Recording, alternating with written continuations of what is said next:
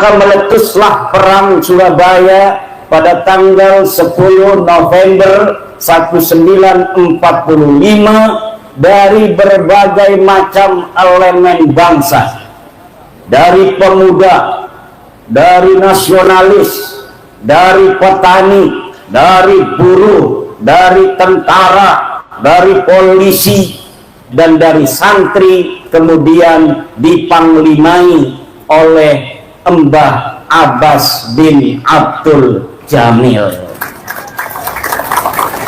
Jadi Indonesia mempunyai hutang terhadap pondok pesantren bersejarah ini, yaitu bahwa pondok pesantren Buntet telah membuktikan setiap generasi pondok pesantren ini telah mewakafkan, melahirkan dari rahimnya pejuang-pejuang untuk kemerdekaan, mempertahankannya, dan juga untuk menjaga kemerdekaan seperti Mbah Fuad Hasyim dan yang lainnya. Dan hari ini putra Mbah Fuad Hasyim telah lahir sebagai pejuang, menjadi ketua umum perjuangan Wali Songo Indonesia.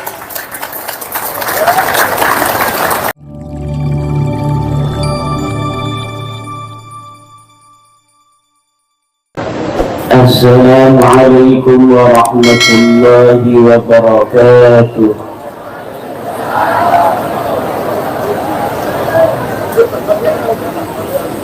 Alhamdulillahil malikil hakim, al-jawadil karimil azizir rahim, wat-tariq ilayhi wadihul lil qasidin, wad-dalil alayhi la'iqul lin nazirin. Wassalatu wassalamu ala sayyidina Muhammadin wa ala alihi wa ashabihi at-tayyibin at-tahirin. Ya Hayyu ya Qayyum ya Hannan ya Mannan ya Dayyan ya Sultan ya Dzal Jalali wal Ikram. Allahumma ighfir li shaykhina Syekh Fuad Hasyim maghfiratan tammatan yazid syarafahu. Allahumma ij'alna wa awladana wa azwajana wa dhurriyyatina wa kullabana min awliyaika al-muqarrabin wal ulama'il 'amilin ar-rasikhin al-'abidin az-zahidin al-mutawadhi'in al-maftuhin al-marzuqin al-mahbubin al-mujahidin al-tahirin. Amma ba'du fa ya ashab al-fadail, hadaratil mukarramin, keluarga besar pondok pesantren Buntet, para kiai, para pengasuh pondok pesantren, lingkungan keluarga besar pondok pesantren Buntet, wabil khusus para ulama andal kiram yang hadir pada malam hari ini, Wakil Presiden Republik Indonesia 2019-2024, Syekh Profesor Dr. Kiai Haji Ma'ruf Amin, keluarga besar Al-Maghfurlah Ayahanda Waliyillah Kiai Haji Fuad Hasyim rahimahullahu wa radiyallahu anhu, wabil khusus Gus Abbas dan Gus Faris serta para anak-anak beliau yang lain yang saya belum hafal. Mudah-mudahan semuanya dalam keberkahan dari Allah Subhanahu wa ta'ala. anak cucu beliau, mudah-mudahan Allah jadikan para ulama dan pemimpin-pemimpin agama dan negara, amin. Kiai Haji Yusuf Mubarak, Sayyid Zulfikar Basyaiban,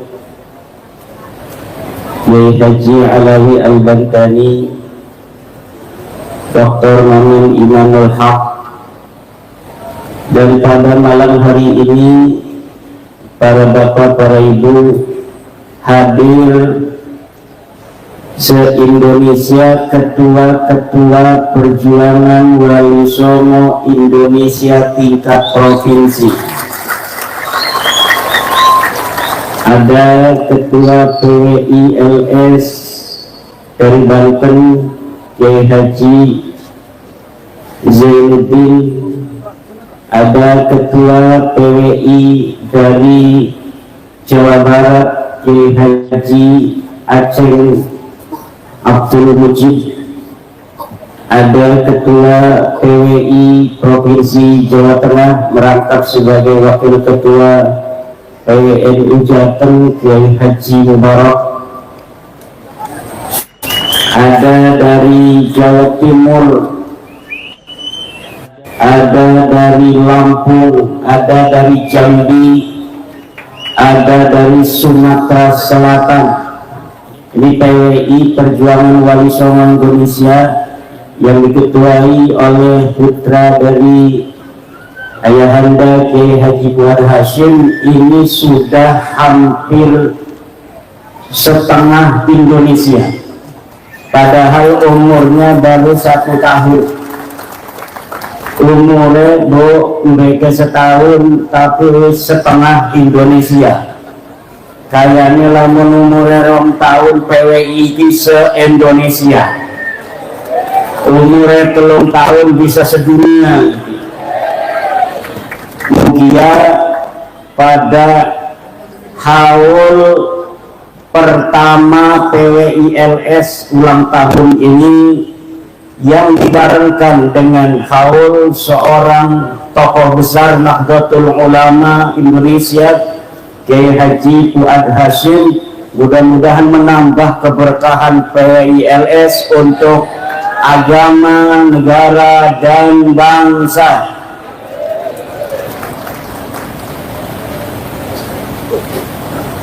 Ibu bapak hadirin ma'asyiral muslimin rahimakumullah. Kiai Fuad Hasyim adalah tokoh besar Nahdlatul Ulama.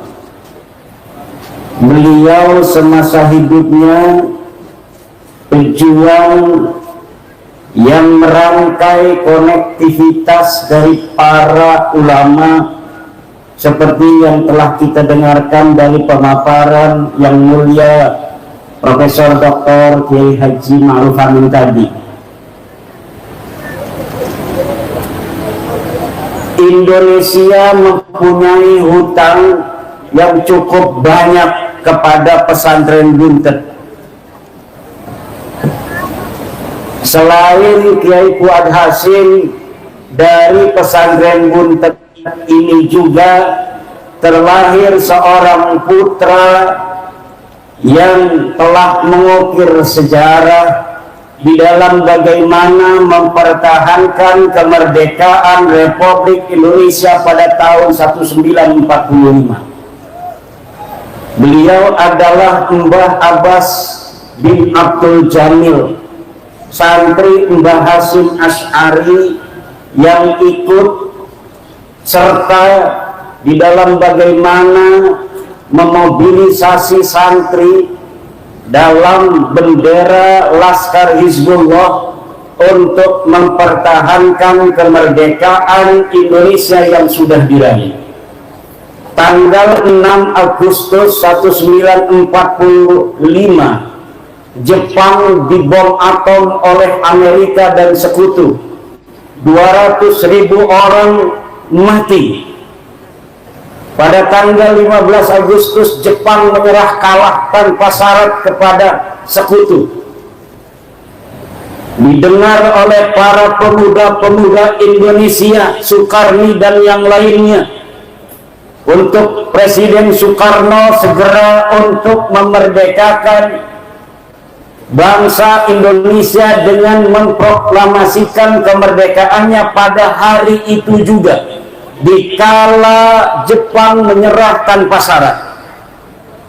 Kemudian akhirnya karena sesuatu hal, tanggal 17 Agustus lah yang ditakdirkan oleh Allah untuk menjadi hari di mana di hari itu kita bangsa Indonesia merdeka dari penjajahan.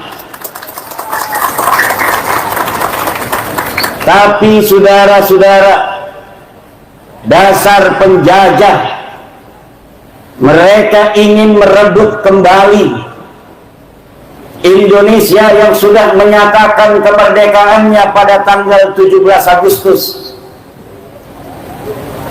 Mbah Hasim kemudian membuat fatwa tanggal 14 September bahwa kewajiban bangsa Indonesia terutama umat Islam adalah jihad mempertahankan kemerdekaan yang telah diraih.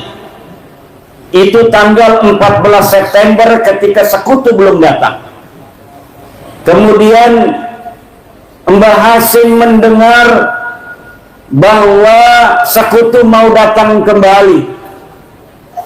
Datanglah sekutu pada tanggal 20 Oktober. 20 Oktober sekutu datang. Ada yang di Tanjung Priok, ada yang di Tanjung Pinang, Surabaya. Kemudian 22 Oktober pengurus besar Nahdlatul Ulama PBNU menggagas adanya resolusi jihad yang diambil dari Saripati, fatwa Mbah Hasim pada tanggal 14 September itu.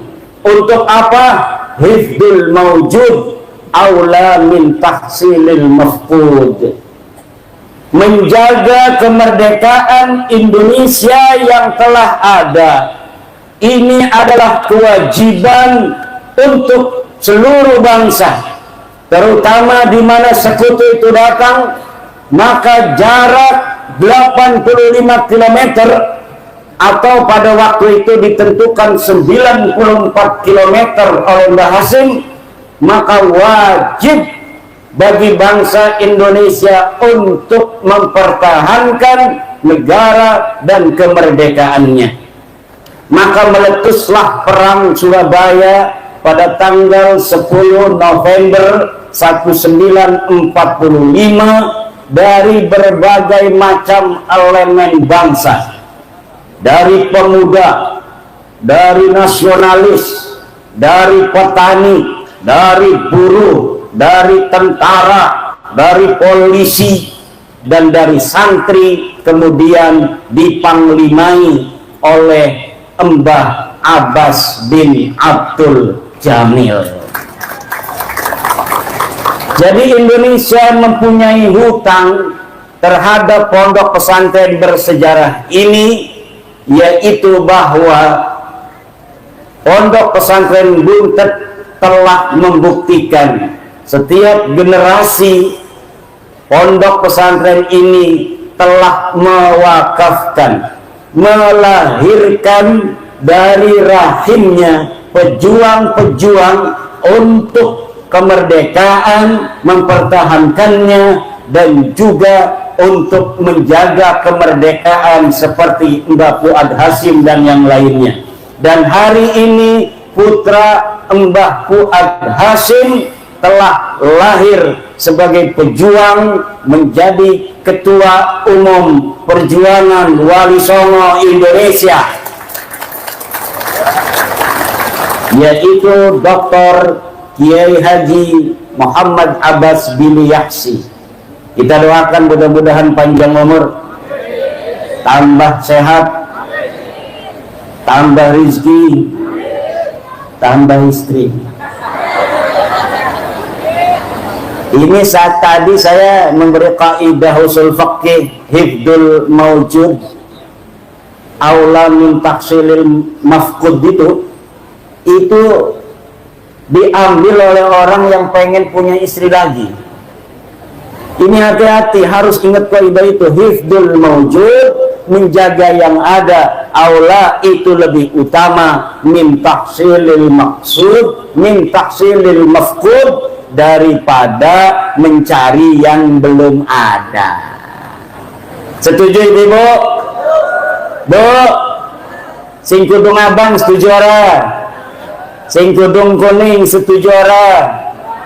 Sing kudung belang-belang makanan ku kudung apa itu? Ibu bapak hadirin ma'asyiral muslimin rahimakumullah. Dan rasa cinta daripada Mbah Fuad Hasyim kepada Nahdlatul Ulama sebagai organisasinya, selain tadi perjuangan yang telah diinformasikan, dikisahkan, diceritakan oleh Yai Ma'ruf Amin, bagaimana beliau membuat konektivitas dari mulai Lampung, Banten, Jawa Barat, Cirebon, Jawa Tengah, Jawa Timur, untuk membuat Nahdlatul Ulama semakin kuat, jejaring para kiai dan para santri. Juga Mbah Fuad Hasyim ini menerjemahkan cintanya dengan membuat syair. Kalau orang lagi demen sama cewek, biasanya zaman dulu buat syair, betul? Kalau zaman sekarang ngirim WA. Dulu Mbah Fuad Hasyim membuat syair-syair cinta untuk Nahdlatul Ulama. Ya Nahdlatul Ulama'i anti mahabbati wa mawaddati wa masarrati wa ridai. Ya Nahdlatul Ulama'i anti wasilatun fi tamassukil juhala'i lil ulama'i. Ini adalah syair yang begitu indah. Ya Nahdlatul Ulama, wahai Nahdlatul Ulama anti mahabbati, engkau adalah cintaku, engkau adalah hatiku, engkau adalah nuraniku, engkau adalah sanubariku. Wa mawaddati, dan kasih sayangku, wa masarrati, dan kebahagiaanku, wa ridai, dan kerelaanku. Ya Nahdlatul Ulama, wahai Nahdlatul Ulama anti wasilatun, engkau adalah wasilah. Untuk apa?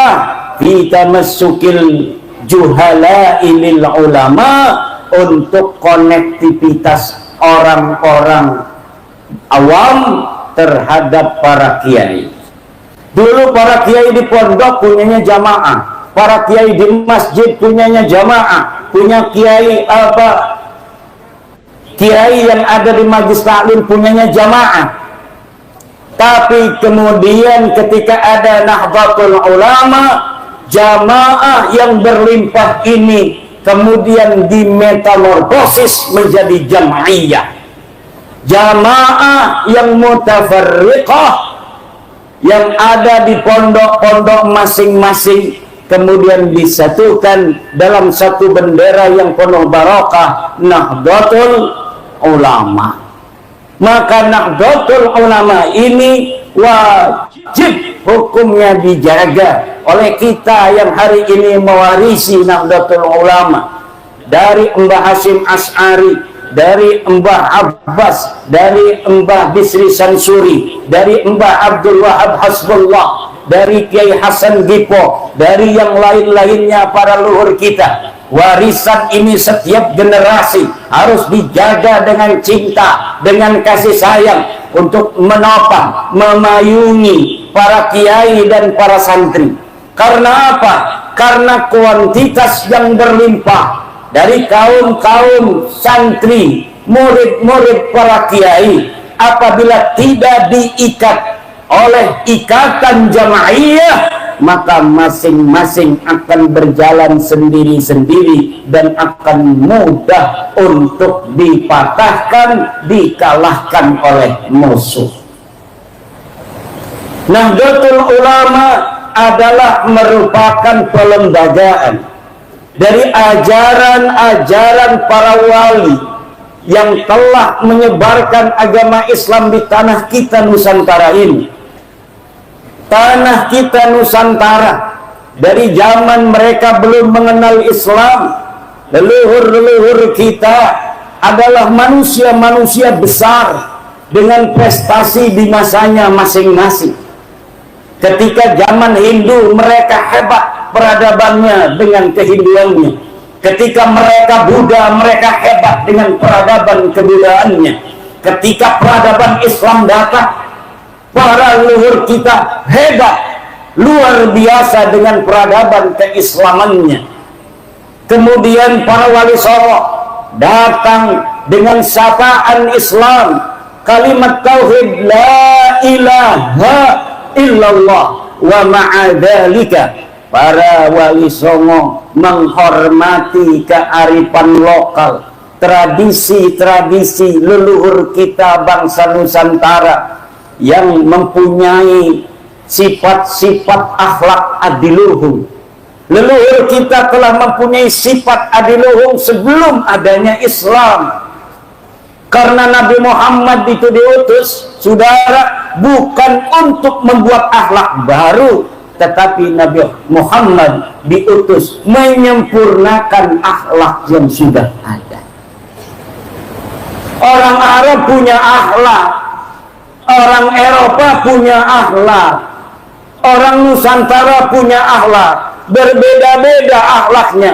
Islam datang ke seluruh penjuru dunia itu liutammima makarimal, untuk menyempurnakan akhlak. Islam ini datang untuk menjadi syahid, untuk menjadi saksi bagi seluruh umat-umat lainnya. Wa kadzalika ja'alnakum ummatan wasata litakunu syuhada'a 'alan nasi wa yakuna ar-rasulu 'alaikum syahida. Bahwa kalian dijadikan ummatan wasata. Kata Syekh Nawawi, ummatan wasata ini adalah khiyaran udulan, umat-umat yang terbaik, yang adil. Jadi wasat, pertengahan, moderat itu bukan orang yang tidak punya sikap.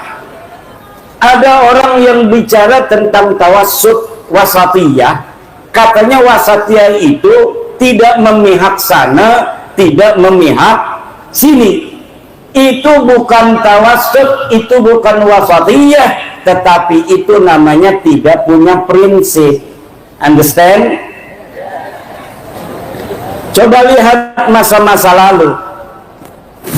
Tawassut bagi kita umat Islam itu tauhidul la ilaha illallah.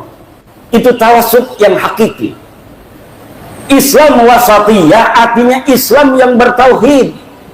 Bertauhid apa? Karena yang namanya tauhid wasatun baina ta'tili wa tasyrik.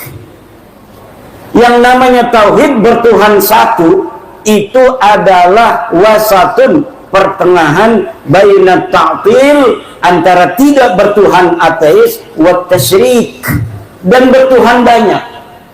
Lihat di dalam kitab Marah Labib, tafsir Munirnya Syekh Nawawi At-Tanara Al-Bantani, bagaimana kita memahami ummatan wasata, bagaimana kita memahami tawassut. Tawassut itu Islam, itu tawassut. Kenapa? Karena orang Yahudi menjadikan Allah mempunyai sifat-sifat manusia. Kata orang Yahudi, Allah itu yadullahi maghlulah, Allah itu pelit, katanya. Innallaha faqir wa nahnu aghnia, Allah itu miskin, kamilah orang-orang yang kaya. Sedangkan orang-orang Kristen mensifati manusia dengan sifat-sifat Tuhan. Kalau Yahudi mensifati Allah dengan sifat-sifat manusia, orang Kristen mensifati manusia dengan sifat-sifat Tuhan.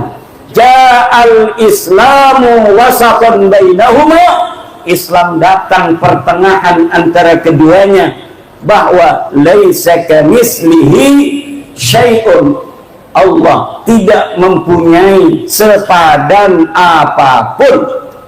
Allah tidak seperti apa yang dikatakan Yahudi. Umat Islam wasat bainal Yahudi wa wasat bainan Nasara. Umat Islam, ajaran Islam yang diturunkan oleh Allah pada Nabi Muhammad tidak mensifati Allah dengan sifat-sifat manusia seperti orang Yahudi, dan tidak mensifati Nabi dengan sifat-sifat Tuhan seperti orang Nasrani. Itu namanya wasat. Kalau orang ngomong wasatiyah, ngomong tentang moderat tapi tidak punya sikap, itu namanya oportunis. Namanya apa? Oportunis, nggak punya sikap. Coba lihat di dalam ayat lain, cara kita menafsirkan ayat itu harus munasabah baina ayatin wa ayatin ukhra. Coba kalimat yang sama yang ada di ayat yang lainnya. Kata Allah, kuntum khaira ummatin ukhrijat linnas ta'muruna bil ma'ruf wa tanhauna 'anil munkar. Kuntum khaira ummah. Lafaz ummah ini diulang. Tadi wa kadzalika ja'alnakum ummatan wasata. Kalian adalah umat yang pertengahan. Apa maksud umat pertengahan? Di ayat lain diterangkan kuntum khaira ummah, kalian adalah sebaik-baiknya ummah. Maka oleh Syekh Nawawi Tanara, ummatan wasata bitafsiri khiyaran naudulan. Kenapa? Karena Syekh Nawawi memahami makna tafsir dari satu ayat dengan menggunakan ayat yang lainnya. Munasabatu ayatin bi ayatin ukhra. Apa cirinya kuntum khaira ummah?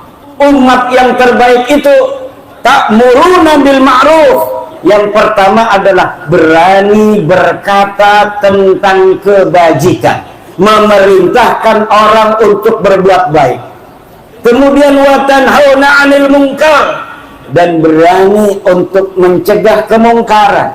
Kalau sudah jelas mungkar dan kema'rufan, maka tidak ada wasatiyah, kita tidak mahak sana, kita tidak mihak sini. Kita harus memihak mana yang 'alal haq dan mana yang 'alal batil.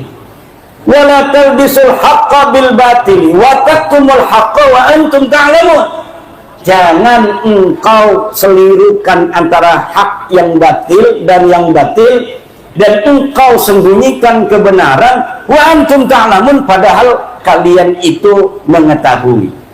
Ini masuknya kepada dosa al-i'anah 'alal ma'asi, berbuat atau diam terhadap kebatilan, itu kemudian dianggap oleh orang lain tidak mencegah, itu masuk dalam kategori al-i'anah 'alal ma'asi.